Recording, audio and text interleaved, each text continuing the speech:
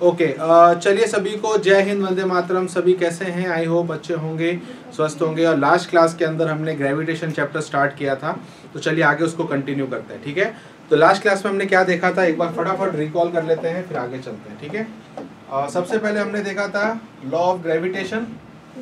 क्या था formula? G(m1 m2 upon r²). ठीक है, इसके अलावा हमने जब देखा था अर्थ वाला केस, उस केस में क्या था, F equal to mg। F बोलूं या इसको क्या बोलूं, वेट, है ना, जहां पर g की वैल्यू क्या है, 9.8 मीटर पर सेकंड स्क्वायर। ये अर्थ का केस था जो हमने लास्ट उसको हमने यहाँ तक डिटेल में बात करी थी। ठीक है, चलिए आज हम कंटिन्यू करते हैं और आगे चलते हैं। तो आज हम हेडिंग आप लगा लेना, एक्सेलरेशन ड्यू टू ग्रेविटी। कल हमने उसका कुछ आइडिया लिया था और ज़्यादा डिटेल में बात नहीं करी थी। ठीक है, हेडिंग लगा लेना, एक्सेलरेशन ड्यू टू ग्रेविटी, जिसको हम जी से डिनोट करते हैं, जिसको हम हिंदी में बोलते हैं गुरुत्वीय त्वरण, है ना। हिंदी में क्या बोलते हैं, गुरुत्वीय त्वरण, जिसको हम किससे डिनोट करते हैं, स्मॉल जी से। तो कल हमने जो फॉर्मूला देखा था वो फॉर्मूला बेसिकली फॉर अर्थ था, है ना, जिसका हमने फॉर्मूला क्या किया था, capital G mass of earth upon earth की रेडियस का स्क्वायर, याद है। तो वो अर्थ के लिए स्पेसिफिक था, बट अब यहाँ पर हमें एक जनरल फॉर्मूला बनाना है जो किसी भी प्लैनेट के लिए, किसी भी ग्रह के लिए काम करे। ठीक है, तो अगर हम एक जनरल फॉर्मूला बनाएं तो क्या फॉर्मूला बनेगा, G is equals to capital G m upon r², जहां पर m क्या है, मास ऑफ प्लैनेट, किसी भी प्लैनेट का मास, r क्या है, रेडियस नहीं है, इसको बोलेंगे डिस्टेंस बिटवीन बोथ मासेस। ठीक है, याद करो कल मैंने आपको एक चीज बताई थी कि उस समय हमने रेडियस क्यों ली थी, बिकॉज हमने जो सेंटर से सेंटर का डिस्टेंस था उसमें हमने उस बॉडी का सेंटर हमने नेग्लिज यानी कि उसको नेग्लेक्ट कर दिया था, हमने उसको इंक्लूड नहीं किया था। तो असल में रियलिटी में तो वो डिस्टेंस है दोनों बॉडीज के बीच का, बट वहां पर हमने उसको r के इक्वल मान लिया था। तो ध्यान रखना, रेडियस नहीं आता है नीचे, नीचे क्या आता है, दोनों बॉडीज के बीच का डिस्टेंस। अगर कोई बॉडी हाइट पर होगी तो क्या आप रेडियस लोगे, नहीं, तब आप उसमें वो हाइट भी जोड़ोगे और रेडियस भी जोड़ोगे। मेरी बात समझ में आ गई है? इसीलिए अब यहाँ पर हम जनरल फॉर्मूला लिख रहे हैं, तो ये r यहाँ पर रेडियस नहीं है। हाँ, अगर वो नेग्लिजिबल हाइट है या उसका सेंटर उसके सामने कुछ भी नहीं है तो वो रेडियस के बराबर हो जाता है, बट इन रियलिटी ये r क्या होता है, दोनों बॉडीज के बीच का डिस्टेंस होता है। बट यहाँ पर मास किसका होता है, वो जो प्लैनेट है जो बड़ा वहां पर बॉडी है, ना कि दूसरे मास का। ठीक है, चलिए अब इस पे क्वेश्चंस बहुत आते हैं, तो इसको बहुत अच्छे से समझेंगे, डिटेल में समझेंगे कि इस पे क्वेश्चंस कैसे बनते हैं। सबसे पहले यहाँ पर आपको ये समझना है कि अभी इस फॉर्मूले की अगर हम बात करें, इस फॉर्मूले में रिलेशन जी के क्या है दूसरे क्वांटिटीज के साथ। ठीक है, सबसे पहले देखते हैं, एक तो जी डायरेक्टली प्रोपोर्शनल है कैपिटल एम के, सेकेंड जी इनवर्सली प्रोपोर्शनल है r² के। अब ये थोड़ा सा इंपॉर्टेंट पोर्शन है, इसको अच्छे से समझना, क्योंकि यहाँ पर रिलेशन कैसा आ रहा है, इनवर्सली। कैसा आ रहा है, इनवर्सली। तो अगर अभी यहाँ पर हम बात करें, लेट्स से ये हमारा एक प्लैनेट है और यहाँ पर एक ऑब्जेक्ट है, इनके बीच की डिस्टेंस जो है वो r है, कितनी है, r है। एंड लेट्स से अभी अपन इमेजिन कर लेते हैं कि r इक्विवेलेंट है रेडियस की, किसके इक्विवेलेंट है, रेडियस के। आप वो समझ आना ये केस कौन सा है, जब दोनों का सेंटर का डिस्टेंस रेडियस के बराबर ही है। ठीक है, तो अगर मैं इसको, इस वाले थर्ड को मैं यहाँ पर थर्ड पॉइंट बना के लिख रहा हूँ, इस केस के अंदर हम इसको ऐसे भी लिख सकते हैं 1 अपॉन रेडियस का होल स्क्वायर। क्लियर है? उस केस में अगर ये डिस्टेंस की जगह मैं रेडियस लिख दूं तो ये क्या बन जाएगा, ये। अब यहाँ से आपको क्वेश्चन कैसे समझने हैं कि ये r अभी यहाँ पर रेडियस है, क्या है, रेडियस। अगर मैं बोलता हूँ कि फॉर इंस्टेंस किसी प्लैनेट की रेडियस घट जाए, है ना, तो अगर हमारा r कम होता है तो g बढ़ेगा घटेगा, बढ़ेगा। और वो कितने मतलब वैल्यू से बढ़ेगा, तो उस समय हमें r² का ध्यान रखना है। ठीक है, अभी आगे जाके मैं आपको कुछ क्वेश्चंस कराऊंगा, बट अभी यहाँ पर आपको क्या समझना है कि r बढ़ने पर g घटता है और r घटने पर g बढ़ता है। तो यहाँ हमें रिलेशन समझ में क्या आ रहा है कि r और g इनवर्सली प्रोपोर्शनल है। ठीक है, अब एक चीज हमेशा ध्यान रखना, अगर इस रिलेशन पर मैं आ रहा हूँ, इसका मतलब मैंने मास को क्या किया हुआ है, कांस्टेंट। जब आप कोई रिलेशन लिखते हो और उसमें अगर एक ही क्वांटिटी आ रही है, इसका मतलब बाकी क्वांटिटी सेम है, कांस्टेंट है, बदल नहीं रही है ना। तो अगर मैं इस रिलेशन की बात कर रहा हूँ तो इसका मतलब हमने मास को क्या किया हुआ है, कांस्टेंट। क्या किया हुआ है, कांस्टेंट। तो मास अगर प्लैनेट का सेम रखते हुए प्लैनेट को मैं उसकी रेडियस को मैं कम कर दूं तो उसका जी बढ़ेगा कि घटेगा? तो आपको पता है कि रेडियस को कम किया है तो जी बढ़ेगा, क्योंकि ये रिलेशन कैसा है, इनवर्सली। ठीक है, चलिए एक दो क्वेश्चंस आपको इस पे मैं दिखाता हूँ और कैसे क्वेश्चन इस पे आए हुए हैं। ठीक है, तो सबसे पहले यहाँ पर अगर आप देखेंगे तो रिलेशन क्या था, g inversely proportional to r square. इसको हम ऐसे भी लिख सकते हैं G1 अपॉन G2 इक्वल्स टू R2 का स्क्वायर अपॉन R1 का स्क्वायर। जहां पर R1 क्या है, R2 क्या है? R1 हमारी इनिशियल रेडियस है, R2 हमारी फाइनल रेडियस है। अब वो फाइनल हो सकता है इनिशियल से ज़्यादा भी हो या कम भी हो, तो आप उसको हिसाब से क्वेश्चन को डील करेंगे। एक एग्जांपल ले लेते हैं। एग्जांपल जैसे फॉर एग्जांपल अर्थ की रेडियस कितनी हो गई, 2 टाइम्स, और मास कैसा है, सेम। तो मास को सेम रखते हुए अगर अर्थ की रेडियस क्या हो जाए, 2 टाइम्स यानी कि डबल हो जाए, तो बताओ अर्थ का जी कितने टाइम्स बढ़ेगा या घटेगा? तो नया जी कितना हो जाएगा? अगर जी की वैल्यू अभी कितनी लेते हैं अपन, 10। अभी जी की वैल्यू हमारी कितनी है, 10। तो अब कितना हो जाएगा नया जी, है ना? तो ये हो जाएगा G/4। तो ये कितना हो जाएगा, 2.5 मीटर पर सेकेंड स्क्वायर।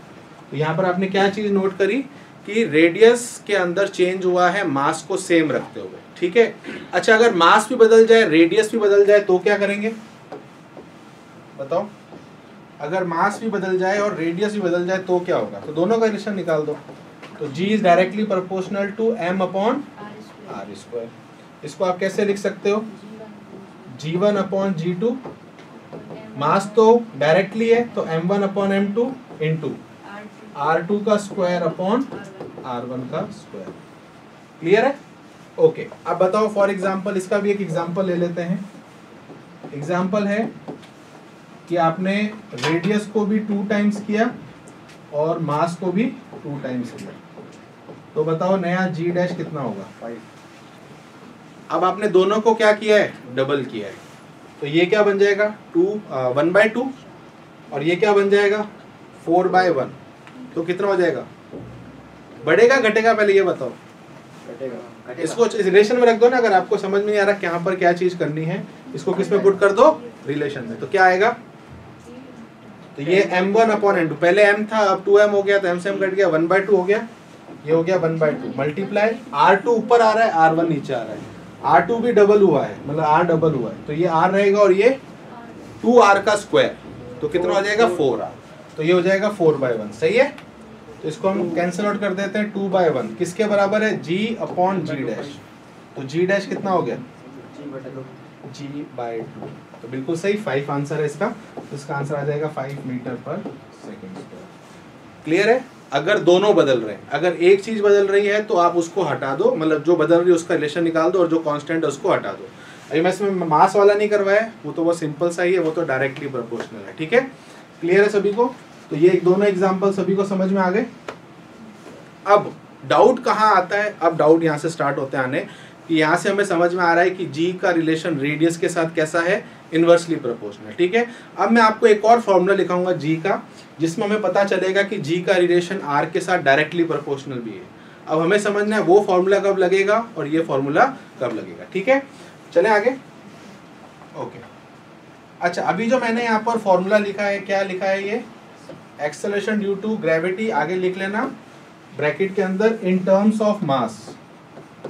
हमने ये किस के टर्म्स में लिखा है, मास की टर्म में। इसके फॉर्मूले में क्या आ रहा है, मास आ रहा है, अर्थ का या फिर कोई भी प्लेनेट का मास। ठीक है, अब हम जो सेकंड फॉर्मूला लिखेंगे G का, that will be in form of density. किसकी फॉर्म में लिखेंगे, डेंसिटी। नेक्स्ट स्लाइड पे चलते हैं। तो नेक्स्ट हेडिंग लगा लेना, acceleration due to gravity in terms of density. ठीक है, किसकी टर्म्स में, डेंसिटी की टर्म। ठीक है, ओके, डेंसिटी लेट्स से किसी प्लैनेट की क्या है, रो है, क्या है, रो है। अच्छा अगेन मैं वो फॉर्मूला वापस लिखता हूँ। फॉर्मूला क्या था जी का? G is equals to G M upon R square. अच्छा हमें पता है कोई भी अगर प्लैनेट है, हम एज्यूम क्या कर रहे हैं कि वो प्लैनेट कैसा है? स्फेरिकल। स्फेरिकल प्लैनेट का वॉल्यूम क्या होता है? 4/3 पाई आर क्यूब। ठीक है, तो चलो पहले जनरल फॉर्मूला दिखते हैं। डेंसिटी होता है मास अपॉन वॉल्यूम। तो हमारा मास क्या हो गया? रो वी, और हमें पता है कि v क्या है? 4/3 पाई आर क्यूब। सही है, इसकी वैल्यू मैं इसके अंदर ट्रांसफर कर देता हूं, तो मुझे एक नया फॉर्मूला मिल जाएगा। g का क्या मिलेगा? g कैपिटल G, ठीक है, ये हो जाएगा rho 4 pi r cube upon 3 into r square. R square से आर स्क्वायर कैंसिल, तो क्या बचा यहाँ पर? r। तो यहाँ से g का फाइनल फॉर्मूला क्या आया? g rho 4 pi R by 3। अब ये इंपॉर्टेंट फॉर्मूला क्यों है? अब यहाँ पर मुझे एक चीज बताओ, r का रिलेशन स्मॉल g के साथ कैसा है? अब डायरेक्टली आ गया ना। अब यहाँ से कंफ्यूजन स्टार्ट होता है कि सर अगर हमें क्वेश्चन आ जाए कि अर्थ की रेडियस या किसी प्लेनेट की रेडियस डबल हो गई तो हम कौन सा रिलेशन लगाएं? क्योंकि पिछले रिलेशन से आंसर आएगा कि वो 1/4 हो गया, बट इससे क्या आएगा? डबल हो गया, क्योंकि यहाँ तो कॉन्ट्राडिक्शन हो गया ना। बट आपने एक चीज ध्यान नहीं दी, वहां पर अगर आप वो रिलेशन पे आते हो तो आपने मास को कांस्टेंट किया था, याद है? अब यहाँ पर अगर इस रिलेशन की बात करनी है तो यहाँ पर किसको कांस्टेंट करना पड़ेगा? डेंसिटी। अब समझ में आया? तो अगर आप डेंसिटी को कांस्टेंट करते हुए रेडियस को बदलते हो तो रिलेशन क्या आएगा? डायरेक्टली। और अगर मास को कांस्टेंट रखते हुए रेडियस को बदलते हो तो पिछले वाला। ठीक है, तो यहां से आपको रिलेशन क्या ध्यान रखना है? G is directly proportional to R। But ये कब आएगा? जब डेंसिटी क्या है? कांस्टेंट। यानी कि अब यहाँ पर नियत क्या है? घनत्व, है ना? तो जब आपकी डेंसिटी यानी कि घनत्व नियत है तब आपको ये वाला रिलेशन काम में लेना है, और जब मास कांस्टेंट है, द्रव्यमान नियत है, तब आपको पिछले वाला रिलेशन काम में लेना है। अगर मैं क्वेश्चन पूछता हूँ कि रेडियस को डबल किया गया मास को सेम रखते हुए, तो आप बताओ G कितने टाइम्स हो जाएगा? 1/4। और यहाँ पर डेंसिटी को कांस्टेंट करते हुए अगर रेडियस को डबल किया गया तो हमारा G हो जाएगा 2 टाइम्स। क्लियर है? तो दोनों में डिफरेंस समझ में आया? बिकॉज दोनों फॉर्मूले से स्टूडेंट्स कंफ्यूज हो जाते हैं, फिर ये नहीं समझ पाते कि कौन सा रिलेशन कहाँ पर एप्लीकेबल है। तो जो चीज कांस्टेंट हो रही है उसके हिसाब से हम फॉर्मूला सेलेक्ट करते हैं। ठीक है, तो ये आप ढंग से कर लेना, ये इंपॉर्टेंट है जो मैं आपको बता रहा हूँ। यहाँ पर मैक्सिमम कंफ्यूजन होता है। ग्रेविटेशन चैप्टर में मैक्सिमम क्वेश्चन रिलेशन वाले आते हैं, सीधा आपसे पूछते हैं अगर इसको डबल कर दिया, इसको हाफ कर दिया, तो ऐसे क्वेश्चन ही ज़्यादा बनेंगे। ठीक है, तो सारी चीज़ें इस हिसाब से आप याद करना। ओके, अगर दोनों ही हमारे बदल रहे हैं, अब आप मुझे बताओ इस फॉर्मूले में कांस्टेंट क्या क्या है जो कभी भी नहीं बदल सकते? G 4 पाई और 3। तो अगर मैं सबको हटा दूं तो रो और R बदल सकते हैं। तो अगर दोनों ही बदल रहे हैं तो ये रिलेशन आ जाएगा। इसको हम कैसे लिख सकते हैं? G1 अपॉन G2 is equals to rho 1 upon rho 2 multiply R1 upon. Clear सभी को? तो अभी अगर हम दोनों टॉपिक्स को सम अप करें तो हम ये कह सकते हैं कि दोनों में R का रिलेशन G के साथ अलग अलग है। कौन सा रिलेशन कहाँ यूज़ करना है वो इस पर डिपेंड करता है कौन सी चीज़ कांस्टेंट है और कौन सी नहीं है। अगर दोनों ही बदल रही हैं तो भी आपको पता है क्या करना है, और अगर एक कांस्टेंट है एक बदल रही है तो भी आपको पता है क्या करना है। ये वाला फॉर्मूला डेंसिटी की टर्म में है, वो वाला फॉर्मूला मास की टर्म में। क्लियर है?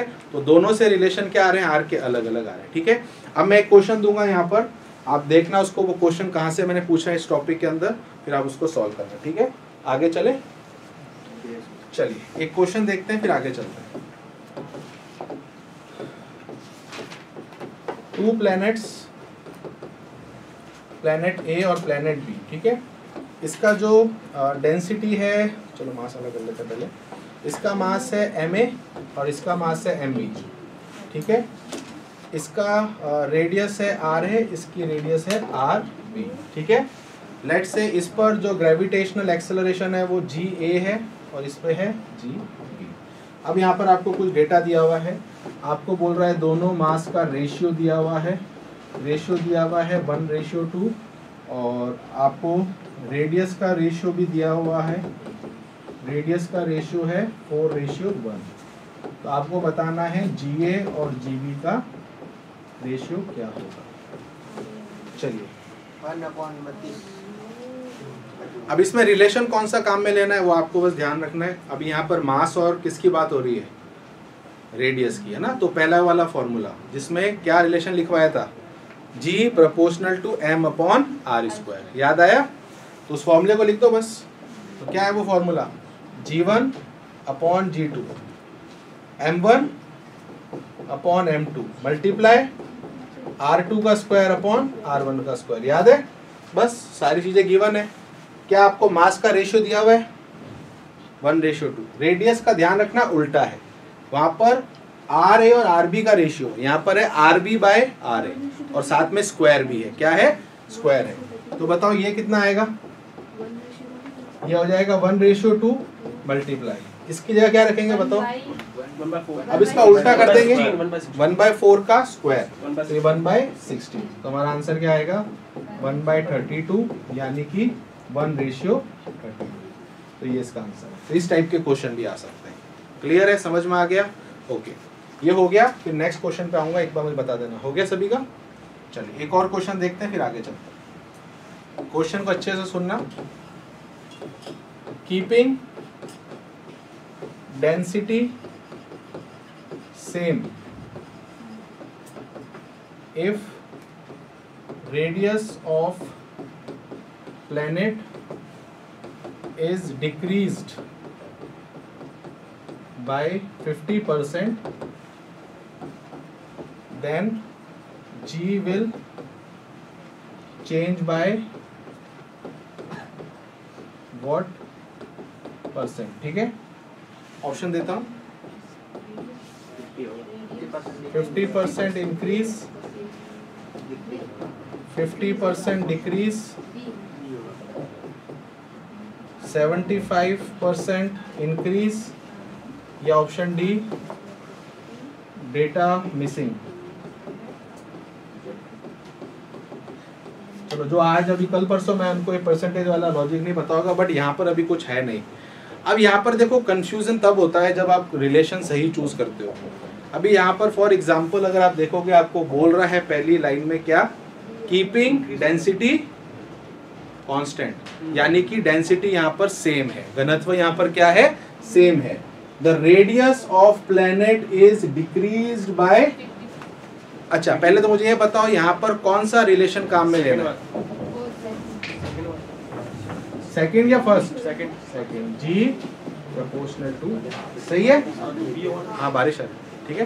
तो G प्रोपोर्शनल टू R। अब मुझे यहाँ पर एक चीज बताओ, यहाँ पर R क्या हो रहा है, घट रहा है। तो ऑब्वियसली बात है G भी क्या होगा, घटेगा ही। और अगर वो जितने परसेंट से घटेगा वो भी इतने परसेंट से ही घटेगा। तो इसका राइट आंसर क्या होगा, डिक्रीज या इंक्रीज? तो इसीलिए इस चीज में आपको ध्यान रखना है। अगर आपको इंक्रीज डिक्रीज का लॉजिक नहीं पता, आपने ये तो देख लिया कि 50% ही रहेगा, बट दोनों ऑप्शन में आया हुआ है। क्लियर है? तो इसलिए आप इसको अच्छे से पढ़ना। इस टाइप के क्वेश्चन भी आते हैं और बहुत ही स्ट्रेट क्वेश्चन आएंगे, कोई बड़ी बड़ी कैलकुलेशन नहीं आएगी। आपको ऐसे क्वेश्चन नहीं देगा कि ये प्लेनेट का मास है, ये रेडियस है, चलो इसका जी निकालो। इतना उनको भी पता है, कैलकुलेशन आपको नहीं करनी, क्योंकि जी की वैल्यू भी आपको पता है कितनी बड़ी है। फिर आपको मास देंगे, फिर रेडियस देंगे, फिर रेडियस का स्क्वायर करो, नहीं, ऐसे क्वेश्चंस नहीं आएंगे। तो इस क्वेश्चंस में टाइम खराब मत करना, रिलेशन वाले क्वेश्चंस आपको ढंग से करना है। ठीक है, चलिए हो गया, आगे चले। ओके, अब यहाँ पर एक सबसे इंपॉर्टेंट बात, मैंने कल आपको वेट पढ़ाया था। वेट क्या होता है, क्या होता है वेट? फोर्स। वेट का फॉर्मूला होता है mg। अगर मैं ये कहूँ कि वेट और g का क्या रिलेशन है, तो वो डायरेक्टली प्रोपोर्शनल है, बिकॉज मास तो कभी भी नहीं बदलता किसी भी हालत में। तो अभी तक हमने जो भी g के बारे में बात करी है, अभी तक जो अभी तक हमने टॉपिक देखे हैं, एक टॉपिक में हमने देखा था मास के रिलेशन में फॉर्मूला, और एक हमने देखा था डेंसिटी इक्वेशन फॉर्मूला। अगर हम उन दोनों केसेस में देखें तो जो g के साथ हमने यहाँ पर बात करी है वो एग्जैक्ट बात वेट के लिए भी जाएगी। तो आने वाले टॉपिक्स में और अभी इस वाले टॉपिक में आपको ध्यान क्या रखना है, जो भी चीज हम g के लिए बात कर रहे हैं, जैसे कि अभी पिछले क्वेश्चन में हमने बोला था ना कि r को अगर 50% घटा दे तो g कितने परसेंट घटेगा, तो वो जो g के साथ यहाँ पर होगा वो एग्जैक्ट सेम होगा वेट के साथ। क्लियर है? तो डोंट गेट कंफ्यूज कि यार वेट वाला लॉजिक कहाँ से आ गया, हमने तो g के बारे में पढ़ा है। क्योंकि यही मैं चीज़ आपको बताना चाहता हूँ, नीचे नोट लिख लेना आप, ये बहुत इंपॉर्टेंट है। ताकि आप कंफ्यूज ना हो। मैं आपको कुछ क्वेश्चन बताऊंगा उसको कैसे डील करना है। आप एक चीज हमेशा ध्यान रखना कि जो वेट होता है वो डायरेक्टली प्रोपोर्शनल होता है जी के। किसके होता है? जी के। और ये हम किस बेसिस पे बोल रहे हैं? वेट के फॉर्मूले पे। वेट क्या होता है? और m तो कांस्टेंट होता है, तो वेट डायरेक्टली प्रोपोर्शनल किसके है? जी के। क्लियर है? अब सुनना इसका मतलब क्या है। अगर मैं पहले वाले टॉपिक की बात करता हूँ, जब हमने पढ़ा था जी का, आर बढ़ने पर जी घटता है बढ़ता है? जब मास कांस्टेंट होता है। आर बढ़ने पर जी घटता है, इनवर्सली होता है। तो अगर जी घट रहा है तो वेट भी, बस सिंपल सी चीज है। जो चीज जी के साथ आप कहते हो वही सेम चीज किसके लिए है? वेट के लिए, क्योंकि डायरेक्टली आ रहा है ना। अगर ये 50% जी घट रहा है तो वेट भी कितना घटेगा? मैं ये नहीं कह रहा हूं वैल्यू सेम है, बट सेम अमाउंट से बढ़ेगा और घटेगा जो जी के साथ हो रहा है ना। अब सेकंड वाले टॉपिक पे आ जाओ। जी आर बढ़ेगा तो जी भी बढ़ेगा, और जी बढ़ेगा तो वेट भी बढ़ेगा। अब फॉर एग्जांपल एक क्वेश्चन पूछता हूं आपसे कि फॉर इंस्टेंस अगर अर्थ की डेंसिटी को सेम रखते हुए अगर उसकी रेडियस को 100 टाइम्स बढ़ा दिया तो उस अर्थ पर किसी भी बॉडी का वेट कितने % बढ़ेगा? वो भी 100 टाइम्स बढ़ेगा। अब इसके पीछे का लॉजिक क्या है? जी को अगर आप समझ जाते हो तो ऑटोमेटिकली आप वेट को भी समझ जाओगे। तो ये चीज आप लिख लेना नोट में, और आगे जाके भी ये बहुत काम आने वाली है। तो जो जो चीजें हम जी के बारे में बोलेंगे that will be automatically applicable for wait, यानी कि वो सारी चीजें वेट यानी भार के लिए भी एप्लीकेबल है। ठीक है, तो ये हमारा था। अभी हमने समझा कि जी क्या होता है। अच्छा, आपने अभी एक चीज नोट करी कि अभी हमने जो जी के बारे में बात करी है वो उसके सतह पे करी है, सरफेस पे करी है। बट जी की वैल्यू जो हम 9.8 लेते हैं, जिसको हम 10 भी कहते हैं, ये कांस्टेंट नहीं होती, यानी कि इसकी वैल्यू भी अभी नियत नहीं है, ये वैल्यू भी बदलती है। अभी तक हम जो कर रहे हैं वो सब एजम्पशन है, मतलब रियलिटी में ऐसा कभी नहीं होता है कि वो 9.8 एग्जैक्ट मिले, उसकी वैल्यू बदलती है। अगर आप अर्थ से ऊपर चले गए तो इस पॉइंट पर अर्थ की वजह से जी कितना है तो वो अलग होगा। सरफेस पे तो आपने 9.8 निकाल दिया। अगर आप अर्थ के डेप्थ में चले गए तो आपका जी बदल गया। अच्छा, अर्थ घूम रहा है उसकी वजह से भी जी पे इफेक्ट पड़ता है। और तीसरा, अर्थ का शेप। हमें लगता है अर्थ कैसा है? गोला, स्फेयर, परफेक्ट स्फेयर वो है ही नहीं, वो एक तरीके का ओवल शेप है ना। ओवल यानी कि अंडाकार भी कहते हैं और इलिप्टिकल भी कहते हैं। तो ये शेप जो है इसकी वजह से भी जी की वैल्यू बदलती है। बट हम जो पढ़ते हैं वो क्या पढ़ते हैं? आइडियली। क्या पढ़ते हैं? आइडियली। तो बट इन रियलिटी जी की वैल्यू भी क्या होती है? बदलती है। क्या होती है? बदलती है। ठीक है, चलिए अब चलते हैं नेक्स्ट टॉपिक पे। अब ये इंपॉर्टेंट टॉपिक है, हेडिंग लगा लो, फैक्टर्स अफेक्टिंग जी। जी को प्रभावित करने वाले कारक, है ना। जी को प्रभावित करने वाले कारक या फिर फैक्टर्स अफेक्टिंग जी, है ना। जी को प्रभावित करने वाले कारक, जिसमें हम टोटल 4 इफेक्ट पढ़ते हैं। कौन कौन से 4 फैक्टर्स हैं? पहला आता है हाइट, ऊंचाई, ठीक है। सेकंड आता है डेप्थ, गहराई। तीसरा आता है शेप, शेप बोल दूं या फिर साइज बोल दूं, है ना, शेप या साइज। और फोर्थ है आपका रोटेशन, यानी कि घूर्णन। तो हमारे 4 कौन कौन से फैक्टर्स हैं जो जी को प्रभावित करते हैं, जी को अफेक्ट करते हैं? Height of particle, depth of particle, तीसरा रोटेशन ऑफ अर्थ या रोटेशन ऑफ प्लैनेट, और तीसरा, ऐसा नहीं बॉडी के रोटेशन की बात नहीं कर रहा हूँ, अर्थ के रोटेशन की या प्लैनेट के रोटेशन की, और चौथा उसकी शेप, उसका आकार, उसकी वजह से भी जी बदलता है। तो अब चलिए एक एक करके इनको डील करते हैं, और इनपे बहुत सारे क्वेश्चंस बनते हैं, और ये इंपॉर्टेंट टॉपिक है जो अभी हम पूरा देखेंगे, ठीक है। बहुत सारे आपको थ्योरेटिकल क्वेश्चन मैं बताऊंगा जो डायरेक्ट पूछे गए हैं, तो इस वाले को भी हमें थ्योरेटिकल पॉइंट ऑफ व्यू से ही ज़्यादा समझना है, ठीक है। चलिए पहले टॉपिक पे चलते हैं। पहला हमारा कौन सा है? हाइट। चलिए हेडिंग लगा लेना, first height. Let's say height को हम डिनोट करते हैं h से, ऊंचाई कितनी है, ठीक है, ओके।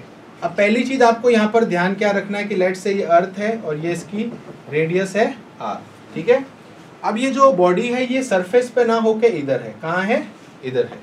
अब हमें पता है कि लेट्स से ये इसकी हाइट अर्थ की सरफेस से कितनी है? h है। कितनी है? h है। अब मुझे एक बात बताओ, जब हम g का फॉर्मूला लिखते थे तो मैंने आपको क्या बोला था कि हर बार रेडियस नहीं होती है, वो असल में डिस्टेंस होता है दोनों बॉडी के सेंटर का। तो लेट्स से इन दोनों बॉडी के सेंटर का डिस्टेंस है स्मॉल आर। कितना है? तो मैं क्या कह सकता हूँ, स्मॉल आर क्या है, आर प्लस एच। सही है। जहां पर एच कहाँ से नापा गया है, सरफेस से, और स्मॉल आर क्या है, उसके सेंटर से अर्थ के सेंटर की डिस्टेंस। तो ऑटोमेटिकली वो रेडियस और एच प्लस एच के बराबर हो गया। ठीक है, ओके। अब आती है सेकंड चीज, सर इसमें हमें फॉर्मूला क्या निकालना है। लेट्स से मान लेते हैं कि सरफेस पे इसका जो है वो जी है, हम ऑलरेडी जानते हैं इसकी वैल्यू क्या आती है 9.8 या 10, और मान लेते हैं इस पॉइंट पर हो गया जी डैश। क्या हो गया? अब इसको करने का बहुत सिंपल सा तरीका है। इस वाले केस में आपको याद क्या रखना है कि मास कांस्टेंट रहता है। क्या रहता है? जो सेकंड वाला केस करेंगे उसमें डेंसिटी कांस्टेंट रहती है। अगर ये लॉजिक समझ में आ गया, अब इसका डेरिवेशन ऑन द स्पॉट भी कर सकते हो अगर फॉर्मूला याद नहीं है। अब मुझे एक बात बताओ, जब मास कांस्टेंट होता है तो आर का रिलेशन जी के साथ क्या होता है? Inversely proportional to 1/r²। याद है? और उसको हम कैसे लिखते हैं, g1/g2 r2 का स्क्वायर। अब स्मॉल आर लिख देते हैं, r2 का स्क्वायर अपॉन, बस हो गया था। अब यहाँ पर 1 पोजीशन क्या है, सरफेस, और 2 पोजीशन क्या है, वो हाइट वाला पॉइंट। ठीक है, तो लेट्स से पहले वाला मेरा g है, और अब इसको मैं क्या कर देता हूँ, g डैश। ठीक है, इज इक्वल्स टू, अब r2 पहले आ रहा है, r2 क्या है, r2 क्या है, जब ये इस हाइट पर है तब इसका डिस्टेंस, तो वो क्या है, h प्लस आर दिख रहा है।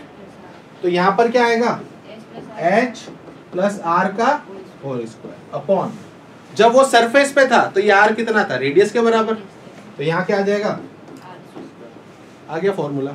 हमें क्या निकालना है, नया g। तो g डैश क्या हो जाएगा बताओ, g, अच्छा यहाँ पर पहले काम कर लेते हैं, आर स्क्वायर को बाहर लेके कैंसिल आउट कर देते हैं, तो अंदर क्या बचेगा बताओ। इसको मैं ऐसे भी लिख सकता हूँ, h अपॉन आर प्लस 1 का होल स्क्वायर, और नीचे 1 है। ठीक है, तो हमारा फाइनल क्या आ गया, g dash, g upon 1 plus h upon R का, चेक कर लो। ठीक है, क्लियर है। तो ये फॉर्मूला हम आपको बुक्स में देखने को मिलेगा। अब इस फॉर्मूले से हमें क्या पता चलता है, अगर आप हाइट पे जाते हो तो g की वैल्यू क्या होती है। अब आप ऑब्वियसली अगर हाइट पे जाओगे तो हाइट तो पता होगी ना कि आप कितना ऊपर अर्थ से गए हो, और आपको ये भी पता है कि अर्थ की सरफेस पे g कितना होता है, 9.8। अब देखो इसमें से क्या क्या चीज़ें हैं जो ऑलरेडी आप जानते हो। ये आप ऑलरेडी जानते हो, जो सरफेस वाला है, h क्या है, जितनी हाइट पर आप गए हो, और r क्या है, रेडियस ऑफ प्लेनेट या रेडियस ऑफ अर्थ। ठीक है, तो इस केस में आपको ध्यान रखना है कि नया g डैश आ गया, यानी कि हाइट का इफेक्ट उसके g पे पड़ा, तो g की वैल्यू बदल गई। क्या हो गई, बदल गई।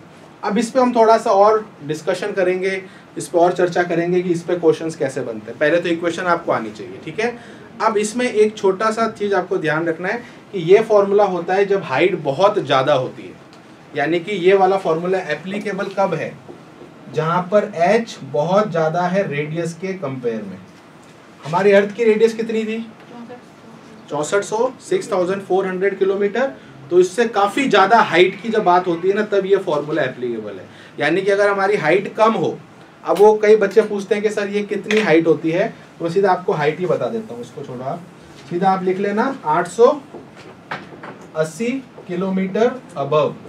अबव यानी कि अगर आपकी हाइट 880 किलोमीटर से ज़्यादा है, तब आपका ये वाला फॉर्मूला क्या है, एप्लीकेबल है, यानी कि लागू कर सकते हो आप इसको। ठीक है, बट अगर 880 किलोमीटर से ऊंचाई कम है, उसके लिए मैं आपको एक और फॉर्मूला बताऊंगा, वो कम हाइट के लिए होता है। और ज़्यादा हाइट के लिए हम कौन सा फॉर्मूला काम में लेते हैं, ये वाला। अब थोड़ा सा यहाँ पर ऑब्जर्वेशंस करते हैं कि जी हमारा बड़ा है कि घटा है, बिकॉज यही तो मेन क्वेश्चन है, हाइट पे जाने से जी पे क्या इफेक्ट पड़ता है। ठीक है, अब आप मुझे बताओ, इस वाले को देख के बताओ, अगर h बढ़ेगा तो ये वाली चीज बढ़ेगी, ये वाली चीज बढ़ेगी, तो प्लस लग रहा है 1, तो ये और चीज बढ़ेगी, और उसका और स्क्वायर हो रहा है, तो वो नंबर और बड़ा हो गया, पर वो अपॉन में है।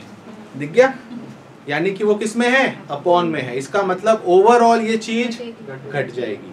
तो यहाँ से एक ऑब्जर्वेशन जो सबसे इंपॉर्टेंट है, डायरेक्ट क्वेश्चन आता है क्या, कि हाइट बढ़ने से जी घटता है। तो पहला क्वेश्चन तो ऑब्जर्वेशन वाला ही आ गया कि हाइट बढ़ने से जी घटता है। अब दूसरा क्वेश्चन आता है, ये समझ में आ गया कि हाइट बढ़ती जा रही है और जी घटता जा रहा है। अब आप मुझे बताओ कि ये जी कितना घट सकता है? 0। तो ये दूसरा क्वेश्चन आता है कि कितनी हाइट पर मैं जाऊं कि मेरा जी क्या हो जाए? 0। इनफाइनाइट नहीं, 0, क्योंकि घट रहा है ना। हाइट इनफाइनाइट हो गया। हाँ, ओके। तो इसका मतलब हमसे ये क्वेश्चन पूछा जा सकता है कि आप कितनी हाइट पर जाओगे कि जी क्या हो जाएगा? 0। तो वो होता है इनफाइनाइट। तो इसका मतलब यहाँ पर ये है कि अगर आप अर्थ से दूर भी जाते हो ना तो भी अर्थ आपको खींच रहा है, बट उसकी पावर इतनी ज़्यादा नहीं है कि वो आपको अपनी ऑर्बिट में खींच ले। किसी और प्लेनेट जो आपके पास है वो आपको आपके ऑर्बिट में खींच लेगा, बट इसका मतलब ये बिल्कुल नहीं है कि अर्थ आप पे फोर्स नहीं लगा रहा, भले आप कहीं पर भी कितनी भी दूर आप चले जाओ। बात समझ में आई? तो इसका मतलब यहाँ पर यह है कि हाइट बढ़ने से जी तो घटता है, मान लिया, बट जी की वैल्यू 0 कब होती है? जब हाइट क्या हो जाए? ये इंपॉर्टेंट क्वेश्चंस है जो मैं आपको बता रहा हूँ, ठीक है, ऑब्जर्वेशन वाले क्वेश्चंस है। तो जी 0 हो सकता है लास्ट, इससे कम तो क्या होगा, बट जी असल में 0 कभी भी नहीं होता, और होता कहाँ है? इनफाइनाइट पे। तो 0.000 चलता जाएगा, बट असल में 0 वो कभी एग्जैक्ट नहीं होता। क्लियर है? तो 2 ऑब्जर्व समझ में आ गई, ठीक है। अब इसमें और कैसे क्वेश्चंस बनते हैं उसके बारे में बात करते हैं। अब यहाँ पर ये जो h है इसको रेडियस की टर्म में दिया जाता है कई बार, है ना। तो चलिए इसके बारे में बात करते हैं। यहाँ समझ में आ गया? ओके। तो एक बार मैं वापस ये फॉर्मूला लिख रहा हूँ, g dash is equals to g 1 plus h upon r का होल स्क्वायर, ठीक है। ओके, पहला केस पूछता हूँ जब हमारी हाइट रेडियस की डबल है। सेकंड, जब हमारी हाइट रेडियस की हाफ है। और थर्ड, जब हमारी हाइट रेडियस के बराबर है। और भी केसेस बन सकते हैं, बट यहाँ पर कुछ इंपॉर्टेंट मैं आपको आइडिया बता रहा हूँ कैसे क्वेश्चन बनेंगे। कोई आपको बोल देगा किसी ऑब्जेक्ट को हम रेडियस की इक्वल हाइट पर ऊपर ले गए, या हम रेडियस की डबल हाइट पर ऊपर ले गए, या रेडियस की हाफ हाइट पर ऊपर ले गए, तो जी कितना होगा? चलिए पहला केस मुझे चीज़ बताएं। अच्छा, एक चीज़ आपको पता है कि ऑब्वियसली बात है हाइट पे जाओगे तो जी बदलेगा, तो हमें जी निकालना है। याद करो क्या चीज़ बोली थी, जो जो चीज़ें जी के साथ होंगी तो हम साथ में वो चीज़ भी समझते जाएंगे, आप कंफ्यूज मत होना। तो अगर आप हाइट पे जा रहे हो जी तो कम हो रहा है, बट वेट भी कम हो रहा है, और जितने रेट से जी कम हो रहा है इसलिए हम साथ साथ वो भी लिखते जाएंगे। और एक और जहाँ पर कंफ्यूज करते हैं कैपिटल जी, मैं भी आपको बताऊंगा कैसे। अच्छा, पहले केस में बताओ जी डैश कितना आएगा? जी बाय कैसे निकाला? यहाँ पर h की जगह रख दो 2r, r से r कैंसल आउट, 1 + 2 3, 3 का स्क्वायर 9, तो ये क्या हो गया? g बाय 9, यानी कि अर्थ में अभी जो g है उसका 1/9 हो जाएगा, यानी कि 10/9, तो g इतना कम हो जाएगा, ठीक है। अच्छा, वेट सेम, वेट भी कितना हो जाएगा? अभी जो इनिशियल वेट है उसका 1/9। अगर किसी इंसान का यहाँ पर वेट अभी 900 न्यूटन है तो इतनी हाइट पर वेट कितना हो जाएगा? 100 न्यूटन। सेम चीज करनी है, इसलिए मैं आपको बोल रहा हूँ कंफ्यूज मत होना। क्वेश्चन हो सकता है वेट वाला पूछ ले, बट असल में क्वेश्चन असल में वो जी का ही है, ठीक है। जी में नो चेंज, ये आपको मैं बता रहा हूँ ये इसलिए अलग से क्योंकि इस पे कई बार कंफ्यूज करते हैं। आपको बोल देंगे अगर कोई इंसान इतनी हाइट पर जाता है तो बताओ कैपिटल जी कितने टाइम्स हो जाता है? भैया उसमें कोई बदलाव नहीं होता, वो यूनिवर्सल कांस्टेंट है, बताया था, याद है। कैपिटल जी कभी भी कहीं पर भी नहीं बदलता, भले आप हाइट में जाओ, डेप्थ में जाओ, सरफेस पे रहो, उससे उसको कुछ फर्क नहीं पड़ता।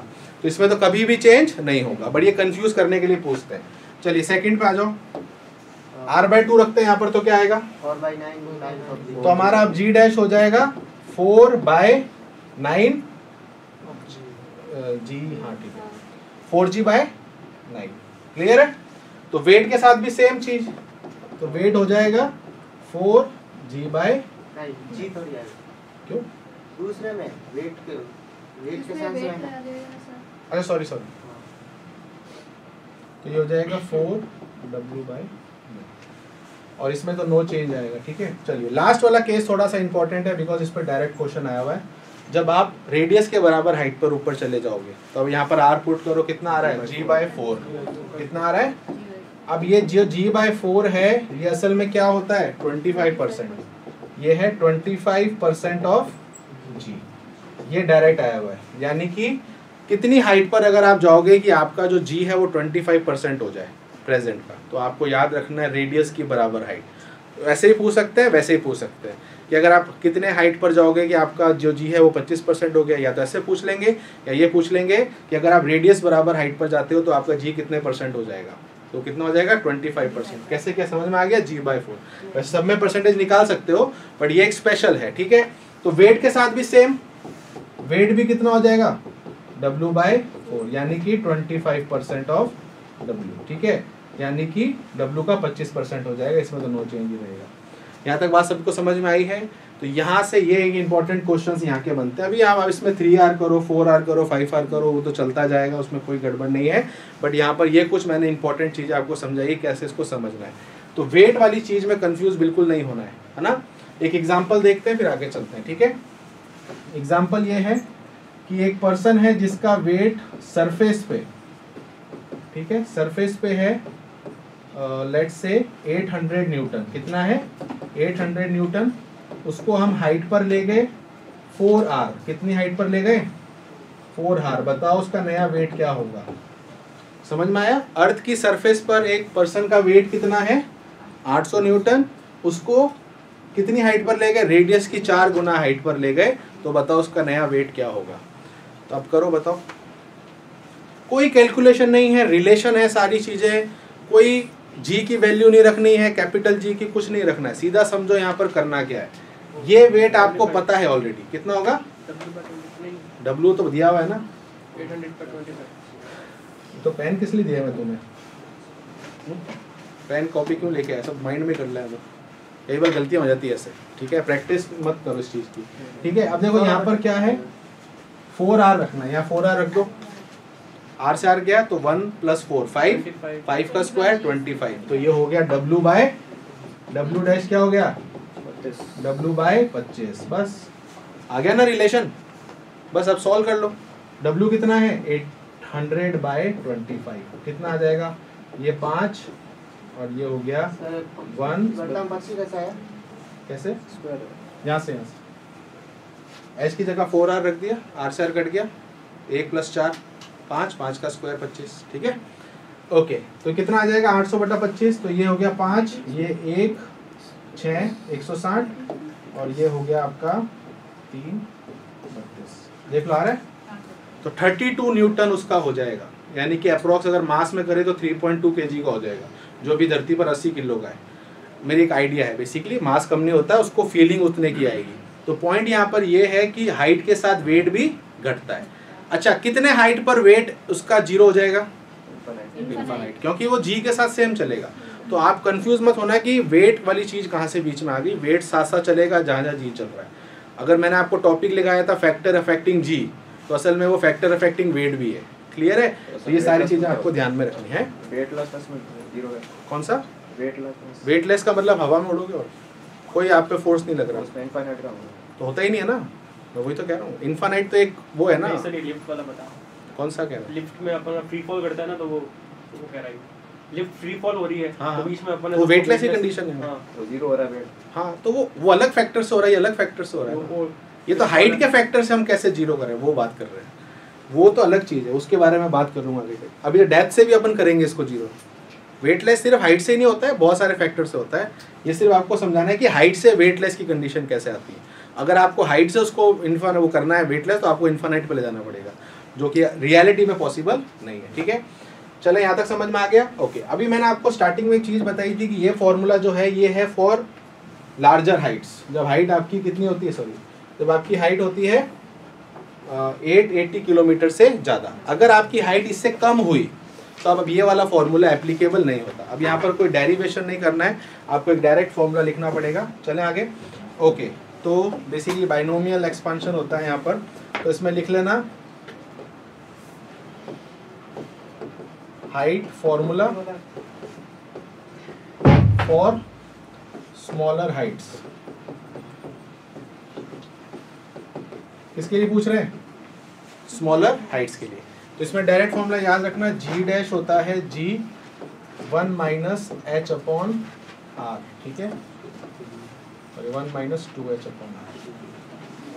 तो ये क्या होता है, g dash is equals to g minus, ये माइनस वैसे है, ठीक है,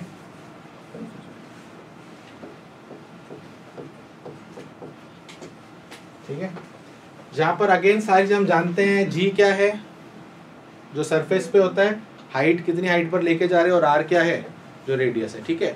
अब इस पे एक क्वेश्चन बहुत अच्छा आया हुआ है।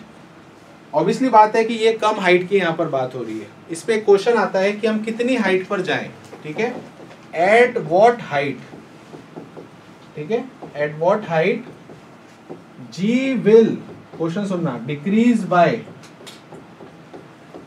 1%।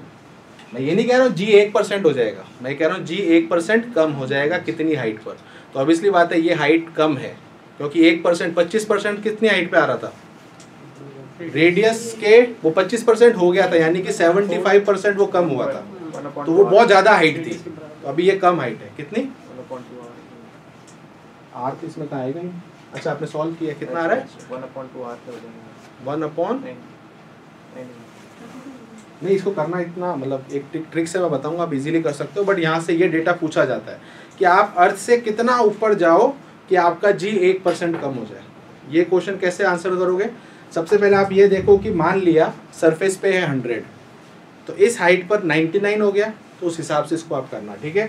जी डैश की जगह मैं क्या रख देता हूँ, 99, और जी की जगह रख देता हूँ 100।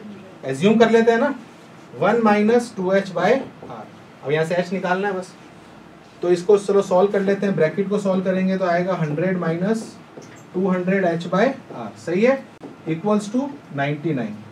ये 100 ये इधर जाएगा, ये इधर आ जाएगा, तो ये 1 बन जाएगा, समझ में आया। इसको इधर ले आएंगे 99 को, और इसको उधर ले जाएंगे, तो 100 - 99 1 इज इक्वल्स टू 200h/r। तो h कितना हो गया, r/200। r कितना है, 6400/200, तो ये कितना आ गया, 32।